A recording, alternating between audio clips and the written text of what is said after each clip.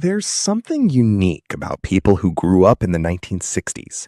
Maybe it's the calmness they bring to chaos, the way they don't unravel when everything around them does. Maybe it's that quiet confidence in the face of the unknown. Or maybe it's that rare combination of hope and hard-headed realism that seems baked into who they are at their core. Because the 1960s didn't simply influence a generation. It constructed a distinct kind of psychological foundation that researchers and psychologists are only beginning to fully appreciate. And by the time this video is over, you'll understand why that decade produced some of the most grounded, resilient, and emotionally sophisticated people alive today. Let's begin with something most people overlook when they think about growing up in that era.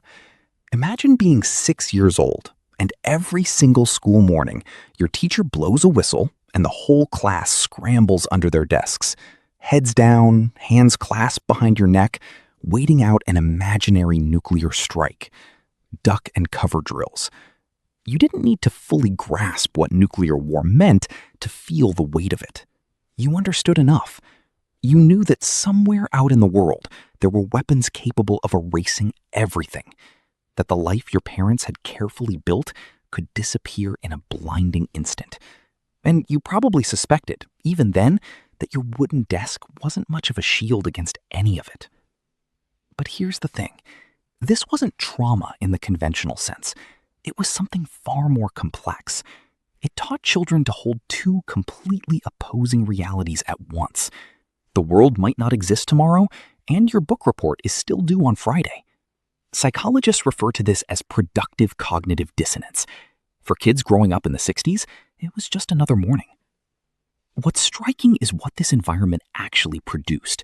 Rather than breeding a generation of anxious, fearful adults, this constant low-level awareness of existential threat created something unexpected.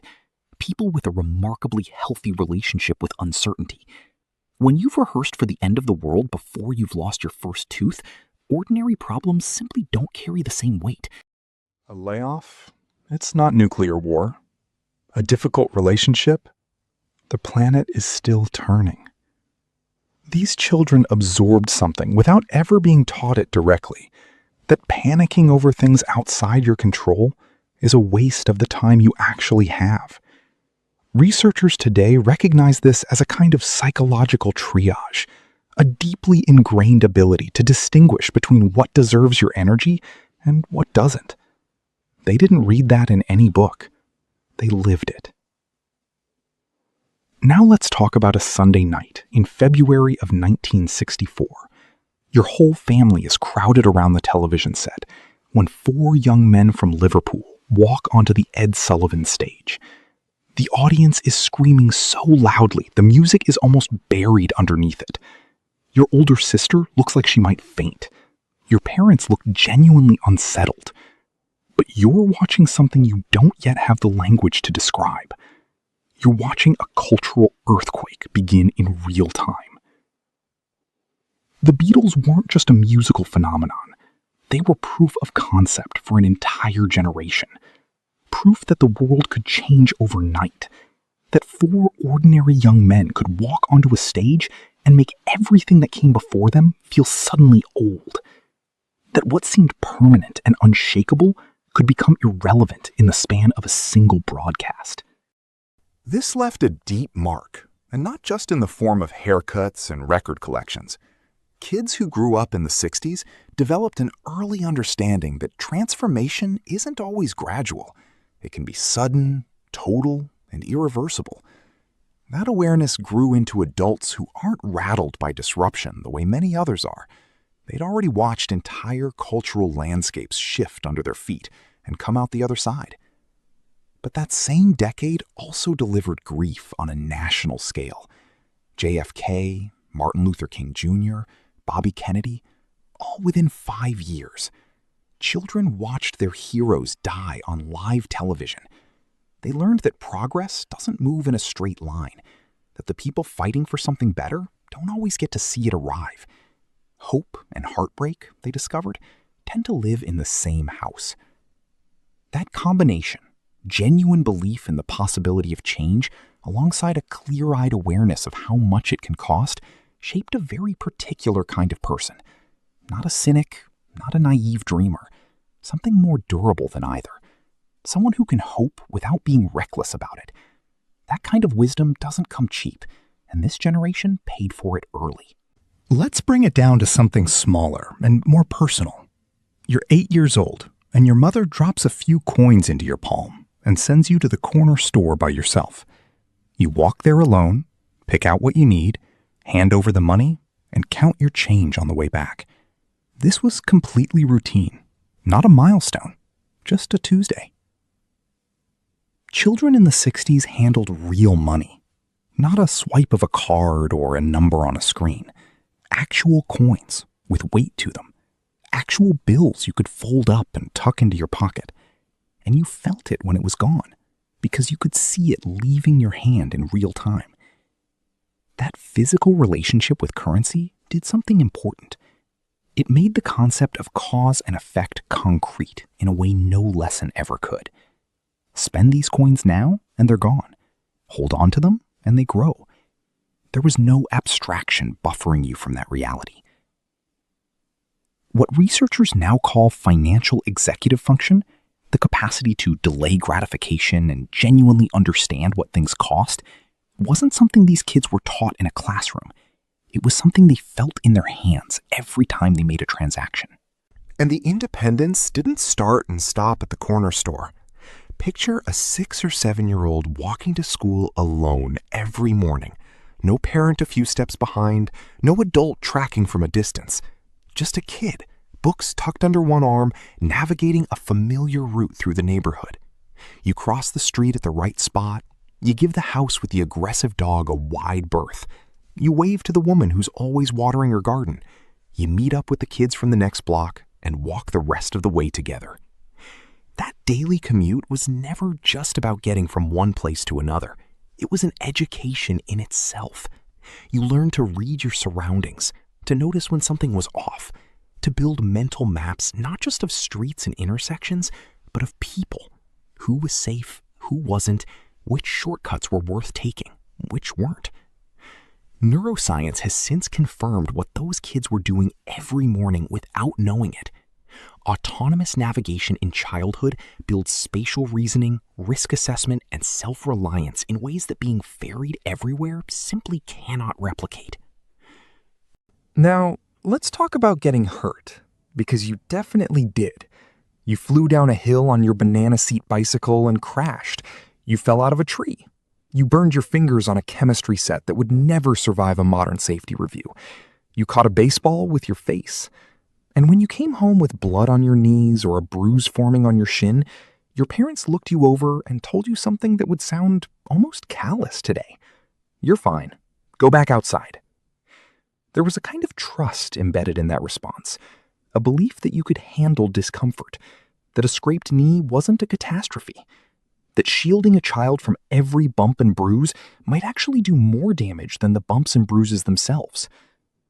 Modern psychology has spent decades arriving at what those parents seem to understand instinctively. Children need exposure to manageable difficulty to build what's now called stress inoculation. Small, survivable doses of adversity strengthen psychological resilience the way small exposures to a pathogen can strengthen an immune system. Kids in the 60s got those doses constantly, and they built up a tolerance most people today are never given the chance to develop. The challenges weren't only physical either. Think about a Saturday afternoon with your father, standing over the open hood of the family car while he hands you a wrench and starts explaining how the engine works. Or sitting with your mother at the sewing machine, the needle moving fast and close enough to your fingers to demand real attention. These children were handed actual tools and trusted with actual responsibility. The Easy Bake Oven wasn't a sanitized simulation of cooking. It got hot enough to actually bake something. You could genuinely hurt yourself. That was considered part of the point. The lesson wasn't just about any specific skill. It was about the nature of problems themselves. That most things are less mysterious than they look. That you can take something apart, figure out how it works, and put it back together. That instinct became a disposition. Adults who don't automatically defer to experts for every challenge, who assume they can work something out, who aren't intimidated by complexity. Now let's talk about waiting. Real waiting. The deep and patient kind that's nearly extinct today. If you wanted to see a new movie, you went to the 1 or 2 screen theater in town and watched whatever was playing that week. Miss it, and you might never get another chance. Want to hear a specific song? You sat beside the radio and hoped the DJ would play it. You couldn't cue it up. You couldn't skip ahead. You just waited. And when it finally came on, you lunged for the tape recorder and prayed you caught it from the beginning. Your favorite TV show ended on a cliffhanger? That question lived in your head for 7 days. No next episode button. No binge watching. Just a week of wondering. That rhythm of wanting something and having to wait for it quietly rewired an entire generation's relationship with time. They developed what psychologists call delay tolerance, at a level most people today simply never build. They know, not as an idea, but as something felt in the bones, that good things are worth waiting for, that anticipation is its own kind of pleasure, that the gap between wanting something and having it isn't empty. It's full of imagination, expectation, and a quality of attention that instant access tends to kill. Picture a summer evening in 1965. The streetlights just came on, which means you've got maybe 10 minutes before you absolutely have to be home. You're in someone's backyard with a handful of kids from the neighborhood, wrapping up some game that started as baseball and evolved into something with rules only your group understands. Not a single adult is watching. No referee, no mediator standing by. When 2 kids disagree about whether someone was tagged, they work it out. When someone's feelings get hurt, the group finds a way through it. When the younger kids can't keep pace, everyone decides together what to do about it. That kind of daily, unsupervised social navigation produced something extraordinary. People who can read a room before anyone has said a word, who sense tension rising before it breaks the surface, who understand instinctively that what someone says and what they mean can be 2 very different things. These weren't skills that appeared on any syllabus. They were built through thousands of hours of figuring out other human beings without any adult there to smooth things over. Researchers call it social intelligence, the ability to move through complex interpersonal dynamics with an ease that looks almost effortless from the outside. It wasn't effortless. It was practiced relentlessly. But some memories went deeper than social lessons. Think about where you were on July 20th, 1969. Maybe in your living room. Maybe in a school gymnasium with a crowd of other kids gathered around a single television. And there on the screen, in footage that looked barely real, a man in a white suit stepped onto the surface of the moon. One small step for man, one giant leap for mankind. Everything adults had told you was impossible was happening live on television. Every ceiling that had ever been placed over human ambition just got blown off. If people could actually walk on the moon, what else had been written off too soon? What other so-called limits were just failures of nerve or imagination? That moment didn't just inspire, it imprinted. It gave an entire generation a visceral, unshakable reference point for what human beings are capable of when they refuse to accept that something can't be done. When 1960s kids grew up to face their own impossible-seeming problems, that memory was still there. They'd seen it. They knew what was achievable. And yet, that same decade was also the one where American families ate dinner with the Vietnam War on television. Real combat, real casualties, images that today would be carefully filtered before reaching a child's eyes. Kids growing up in the 60s weren't shielded from it. They watched, and they understood early that the world held genuine horror, that safety wasn't a guarantee, that authority could be not just wrong, but catastrophically, irreversibly wrong. That understanding shaped a complicated and very particular relationship with institutions.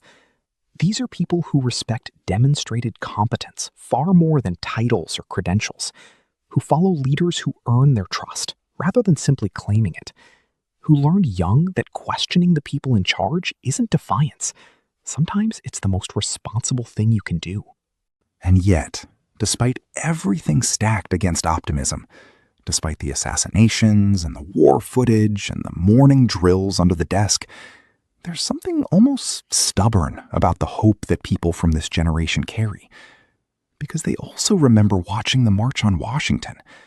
They remember the Civil Rights Act passing. They remember seeing the world actually change because enough people refused to believe it couldn't. So they hold both things at once. The world can be brutal, and the world can improve. Progress is possible, but never guaranteed. Hope is rational, but it isn't free. That capacity to believe and doubt simultaneously, to keep going anyway, might be the most lasting thing the 60s gave them. Come back to something quieter. A Saturday morning in the early 60s.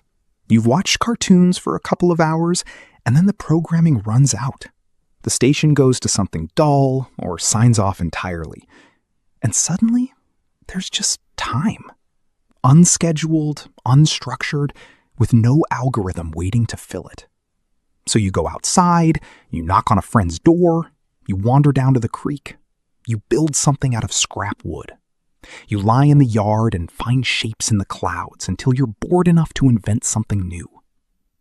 That cycle of boredom giving way to creativity happened over and over throughout the decade. There was no infinite scroll to catch you before you hit the bottom. There was just open time, and whatever you could make of it. Neuroscientists have since confirmed that boredom activates the brain's default mode network, the regions associated with creativity, self-reflection, and making connections that aren't immediately obvious. Every listless summer afternoon was, without anyone realizing it, doing real cognitive work. These grew into adults who can sit with silence and not flinch, who don't need constant input to feel settled, who are comfortable alone with their own thoughts because they've had so much practice at it. In an era designed to capture and hold attention at all times, that kind of stillness is increasingly rare and increasingly valuable. And then there were the losses, the failures nobody rushed to soften. You failed the test. You got cut from the team. You lost, and no one pretended otherwise. No participation trophy, no refrain designed to protect your feelings from the fact of the outcome. You sat with that feeling, and then you noticed something. You survived it. The failure didn't destroy you. The embarrassment faded, and you walked away knowing something that can't be taught directly, that you are more capable of handling difficulty than you probably thought. Psychologists call it frustration tolerance, the ability to absorb setbacks without coming apart. For 60s kids, it wasn't a skill they developed in therapy or a workshop. It was built through a steady accumulation of small disappointments that no one rushed to fix. They learned that failure carries information, that losing teaches things winning never can, that resilience isn't the absence of struggle, it's the decision to continue anyway. What this generation carries, and what the world increasingly needs, is the memory of what it felt like to be genuinely trusted, to be sent out into the world with some risk attached and some freedom attached, and the expectation that you'd figure it out. They remember a childhood that was, by modern standards, a little dangerous and immensely free. And they are living proof that confidence doesn't come from being protected. It comes from being tested and discovering that you can take it. In a time of rising anxiety and brittleness, they stand as evidence of a different possibility.